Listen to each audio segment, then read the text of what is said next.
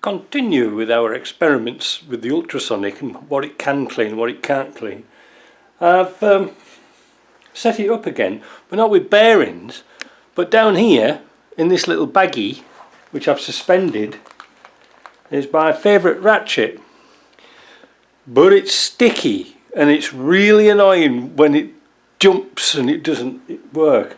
So I've had it in some petrol for quite a while and it's still a bit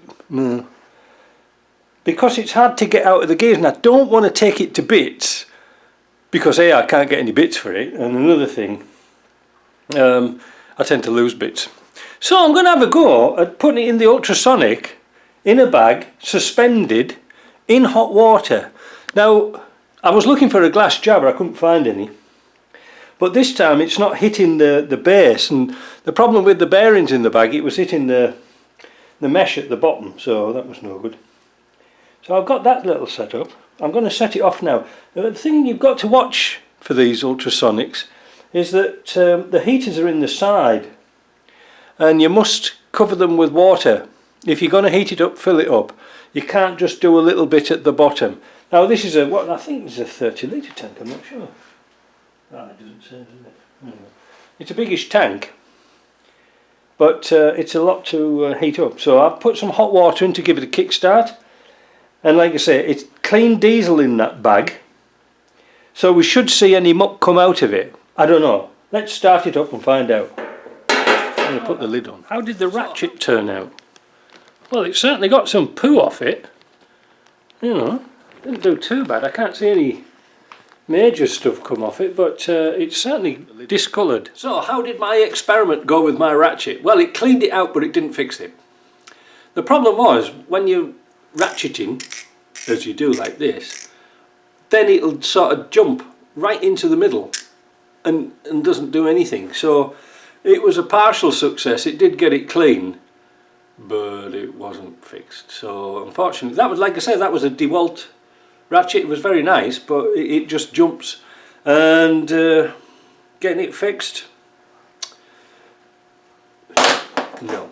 Well, here's another experiment with the ultrasonic.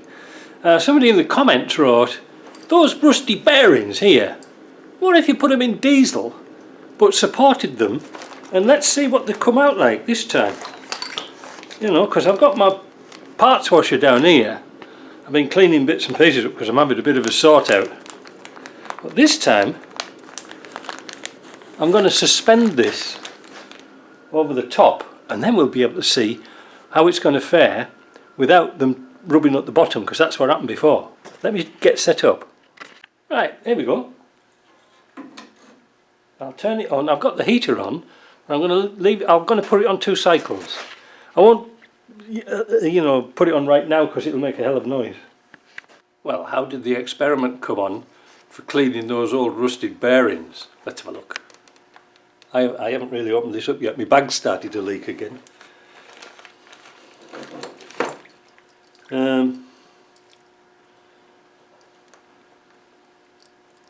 Well, not that good.